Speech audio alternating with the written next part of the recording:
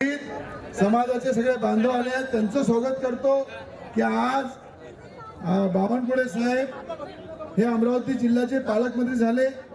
हे अमरावती जिल्ह्यातल्या अमरावती पासून तर मेलघाट पर्यंत प्रत्येक व्यक्तीला आनंद होत आहे की सगळ्यांच्या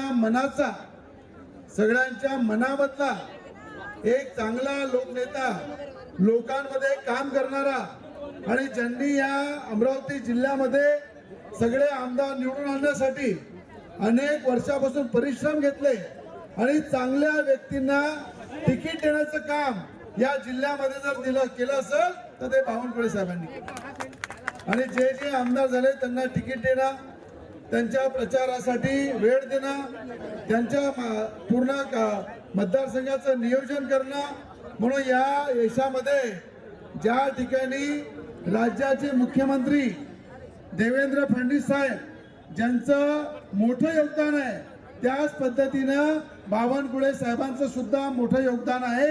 म्हणून आज पूर्ण जिल्हा उत्साहामध्ये एक चांगल्या पालकमंत्र्याचं, महसूल मंत्र्याचं या ठिकाणी स्वागत करायला आलेले आहे। आणि मला असं वाटते की मला आदरणीय राज्याचे मुख्यमंत्री यांनी विचारलं होतं की अमरावती जिल्ह्यामध्ये कोण पालकमंत्री पाहिजे।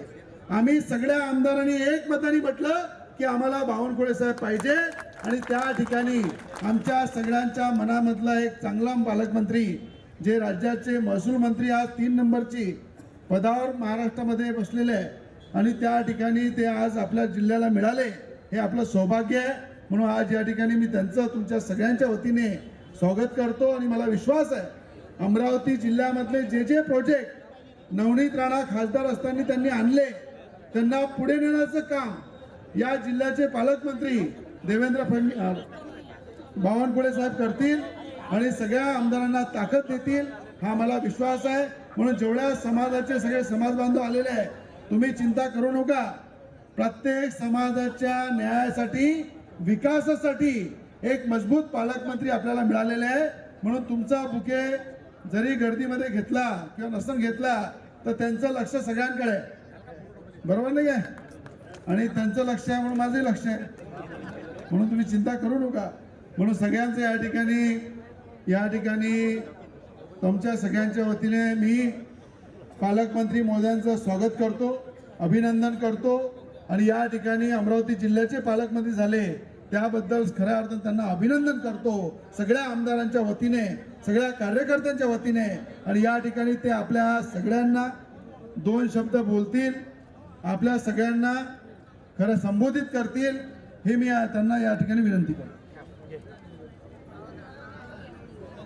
आपले लोकप्रिय आमदार रवी राणाजी, भारतीय जनता पक्षाच्या लोकप्रिय नेत्या, आपल्या विदर्भाच्या, महाराष्ट्राच्या रणरागिणी ज्यांना आपण संबोधित करतो, आमच्या ताई नवनीत राणाजी, आपले आमदार राजेश वानखेडेजी, प्रवीण तायडेजी, माननीय यावलकरजी, शिवराम काळेजी, उपस्थित सर्व पदाधिकारी बंधू भगिनी, स्वाभिमानी पक्षाचे आणि भारतीय जनता पार्टीचे सर्व पदाधिकारी आणि विविध समाजातनं या ठिकाणी या सत्काराला, या भेटीकरता आलेले माझे बंधू आणि भगिनी, अमरावतीचा पालकमंत्री झाल्यानंतर आई महालक्ष्मी जगदंबेचं दर्शन करून मी माननीय रवी राणाजी यांच्याकडे एक सदिच्छा भेट देण्याकरता आलो आहे। खरं तर मी नशीबवान आहे की एकीकडे नागपूरमध्ये आई महालक्ष्मी जगदंबेचं संस्थान आहे आणि अमरावतीमध्ये आई महालक्ष्मी अंबाबाईचं संस्थान आहे, एकवीरचं संस्थान आहे। त्या दोन्ही संस्थानाच्या माध्यमातून मी आशीर्वाद घेऊन नागपूरचाही पालकमंत्री आणि अमरावतीचाही पालकमंत्री म्हणून काम करण्याची संधी मला मिळाली आहे। ही गोष्ट खरी आहे की रवी राणा आणि नवनीत राणाजी यांनी खूप आग्रह धरला होता की मी पालकमंत्री व्हावं आणि देवेंद्र फडणवीसजी कडनं त्यांनी ते मागे लागून करून घेतलं। खरं तर मला खूप वेळ नव्हता पालकमंत्री पदाकरता, कारण मी राज्याचा पक्षाचा अध्यक्ष आहे, महसूल मंत्री म्हणून जबाबदारी आहे, नागपूरचा पालकमंत्री, अमरावतीचा पालकमंत्री, अशा विविध पदावर काम करताना वेळेची खूप कमी असतं।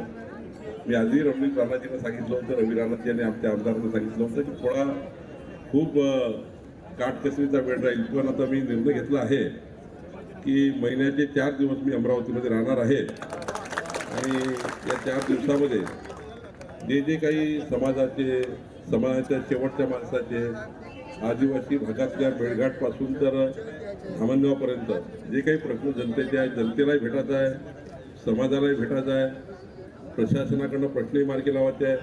पण मला विश्वास आहे की तुमच्या सर्वांच्या आशीर्वादाने जी क्षमता आमच्यामध्ये आहे, तुमच्या सर्वांच्या आशीर्वादाने जी ऊर्जा आम्हाला मिळतं, त्या ऊर्जेचा वापर करून कितीही काळ जरी द्यावा लागला तरी आम्ही देऊ. आणि अमरावतीचे जे प्रश्न आत्तापर्यंत निघाले नाही, जे काही नवनीत राणाजींनी संकल्पित केलं आहे, काही रवी राणाजींनी संकल्पित केलं आहे, आमच्या आमदार साहेबांनी आता पांधन रस्त्यापासून तर आमच्या अमरावतीच्या साहित्यिकाच्या ग्रंथालयापर्यंत इथपर्यंत प्रश्न आहे, तर निश्चितपणे याची प्रायोरिटी ठरवून माननीय देवेंद्रजींना एखादी बाब मी सांगितली, रवी राणाजींनी सांगितली, किंवा आमचे आमदार आमच्यासोबत आहे, हे सर्व आमदार बसून एखाद्या वेळी जो आम्ही अमरावती शहराचा जिल्ह्याचा प्लॅन करू, तो प्लॅन निश्चितपणे पूर्ण करण्याकरता आम्ही सर्व काम करू. मी एकच सांगेल, देवेंद्र फडणवीस सरकार, आमचं सरकार हे पारदर्शी आणि प्रामाणिक सरकार आहे. आमच्या सरकारमध्ये गतिशील सरकार आहे. या सरकारमध्ये तातडीनं निर्णय घेण्याची क्षमता आहे.